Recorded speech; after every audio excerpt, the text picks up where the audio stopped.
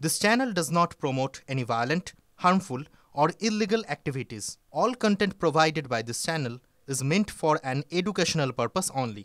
Top quality और consistent performance के लिए सिर्फ सिल्वर पंप नाम याद रखना।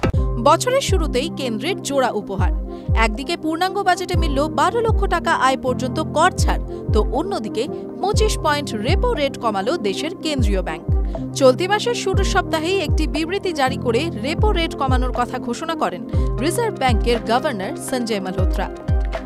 সাধারণভাবেই রেপো রেট কমানোর পর অনেকেই ভেবেছিলেন এবার কমবে ইএমআই এর বোঝা, কিন্তু রেপো রেট কমানোর পরেও তাতে লেশমাত্র প্রভাব পড়েনি বলেই জানাচ্ছেন একাংশ। কেন এমন ঘটছে? অঙ্ক বলছে রেপো রেট কমলে তো কমে যাবে ব্যাংকের চাপানো সুদের পরিমাণও, তাও কেন বঞ্চিত থাকছে একাংশ?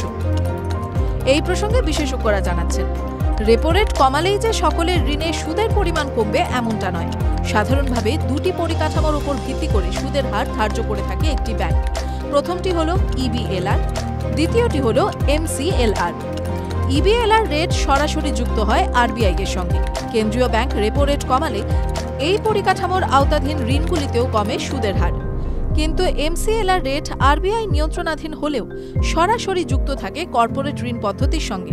আরবিআই রেপো রেট কমালেও ব্যাংক নিজের এমসিএলআর রেট বৃদ্ধির মাধ্যমে আপনার সুদের হার একই কিংবা আরও বাড়িয়ে দিতে পারে।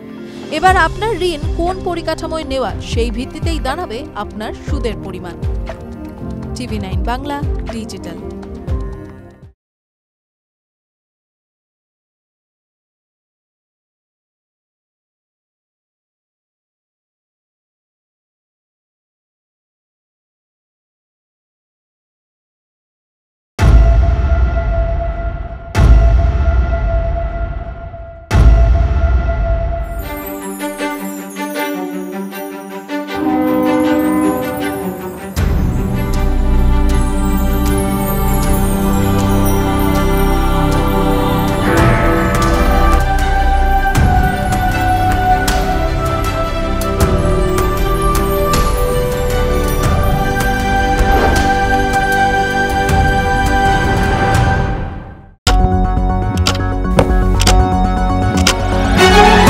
রাজনীতি শুধুই কি রাজার নীতি?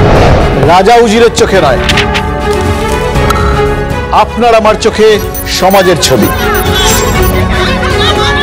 কঠিন কথা সহজভাবে না বললেই নয়, না বললেই নয়। প্রতিদিন রাত 9টায় টিভি9 বাংলায়। টিভি9 বাংলা না দেখলেই নয়।